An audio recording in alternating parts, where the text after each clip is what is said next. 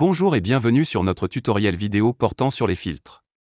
Les éléments filtrants sont utilisés pour appliquer un filtre à d'autres éléments du tableau de bord. Il existe différents éléments filtrants tels que le filtre par date, le filtre par période, ou les listes filtrantes qui peuvent être arborescentes ou non. La liste permet aux utilisateurs de sélectionner une ou plusieurs valeurs dans une liste.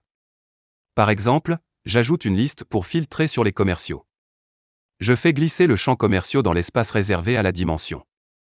Une liste peut être monosélection ou multisélection. Pour le configurer, cliquez sur la roue crantée, puis dans l'onglet de mise en page, cochez radio. Dans ce cas, l'utilisateur ne pourra sélectionner qu'une seule valeur à la fois. Vous pouvez autoriser les valeurs vides et permettre aux utilisateurs d'effectuer une recherche en tapant du texte directement dans la liste.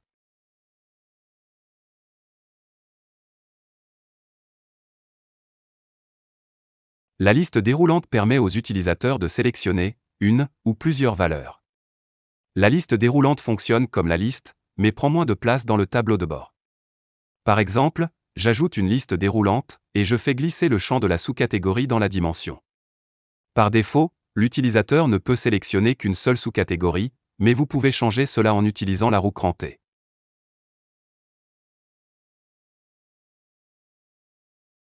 Comme pour la liste, vous pouvez activer la fonction de recherche textuelle en cliquant sur la roue crantée et en activant l'option. L'élément filtrant arborescence permet d'afficher une liste de sélection de manière hiérarchique, permettant aux utilisateurs de développer ou de réduire les nœuds. Par exemple, je veux filtrer mon graphique pour afficher mes ventes pour des pays ou des villes spécifiques. J'ajoute un élément d'arborescence, ensuite je fais glisser le champ pays dans l'espace réservé à la dimension, puis le champ ville. Le nombre de dimensions ajoutées à l'élément d'arborescence détermine le nombre de niveaux de la hiérarchie. Ici, nous avons deux niveaux. Je peux sélectionner un ou plusieurs pays et sélectionner ou désélectionner des villes. Les valeurs de chaque niveau sont regroupées par les valeurs de la dimension précédente.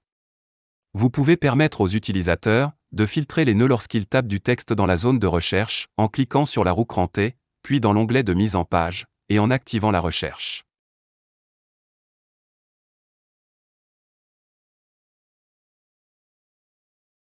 Vous pouvez également choisir de développer automatiquement l'arborescence. Ainsi, à l'ouverture du tableau de bord, l'élément sera déjà développé.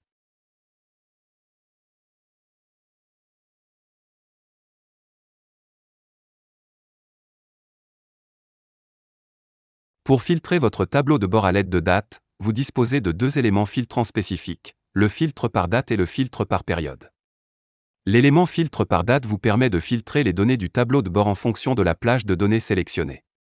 Pour configurer un filtre par date, nous devons faire glisser un champ de type date dans l'espace réservé à la dimension et choisir sa granularité. Par exemple ici, je sélectionne mois-année. Le sélecteur de date permet à l'utilisateur de sélectionner un mois. Si nous changeons la granularité en jour-mois-année, le sélecteur de date affiche un calendrier avec les jours. En cliquant sur la roue crantée, puis dans l'onglet de mise en page, vous pouvez configurer votre composant et choisir votre type de filtre. Un filtre peut être une valeur exacte, une plage de date, ou un intervalle infini avant ou après une date spécifiée. Dans cet exemple, je sélectionne après, puis je clique sur OK. Maintenant, si je sélectionne le 23 janvier 2019 dans le calendrier, les données affichées dans le tableau de bord seront les données à partir de cette date. Vous pouvez ajouter des boutons de filtre rapide à votre élément de filtre. Chaque bouton est associé à une plage de date. Si l'utilisateur clique sur un bouton, il appliquera la plage correspondante en tant que filtre. Vous pouvez ajouter des filtres rapides en cliquant sur le bouton d'option situé à côté du champ ou en cliquant sur la roue crantée dans l'onglet mise en page, puis modifier les périodes. Dans notre exemple, nous allons ajouter l'année précédente et les 2 dernières années. Maintenant, si je clique sur l'année précédente, les données de mon tableau de bord sont automatiquement filtrées sur l'année précédente. Une autre façon de filtrer votre tableau de bord dans le temps est le filtre par période. Cet élément du tableau de bord affiche un graphique temporel, avec des curseurs que l'utilisateur peut déplacer pour sélectionner la période à filtrer. Le paramétrage des données comporte 3 éléments principaux, valeurs, arguments et séries. Par exemple, dans notre cas, je veux voir l'évolution de mes ventes et permettre à l'utilisateur de filtrer son tableau de bord sur une base trimestrielle.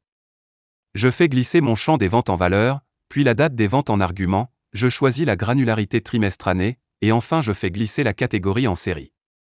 Comme pour le filtre par date, vous pouvez ajouter des plages prédéfinies, qui seront affichées à l'utilisateur pour permettre un filtrage rapide. Pour ajouter une plage prédéfinie, vous pouvez cliquer sur le bouton d'option à côté de l'espace réservé aux arguments, ou faire un clic droit sur l'élément de votre tableau de bord, puis modifier les périodes. Ou cliquez sur la roue crantée et dans l'onglet de mise en page, cliquez sur Modifier les périodes. Ici, nous allons ajouter l'année précédente et les 2 dernières années. Ces 2 séries prédéfinies seront affichées aux utilisateurs lorsqu'ils cliqueront sur le bouton en forme de drapeau.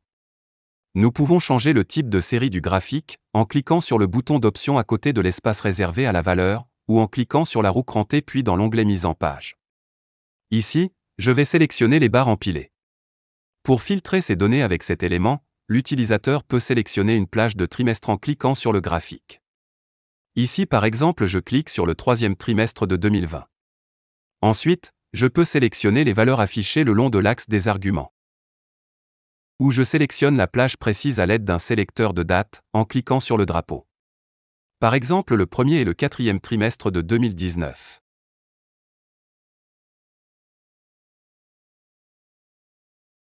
Ou alors je sélectionne une plage prédéfinie. Merci d'avoir regardé cette vidéo.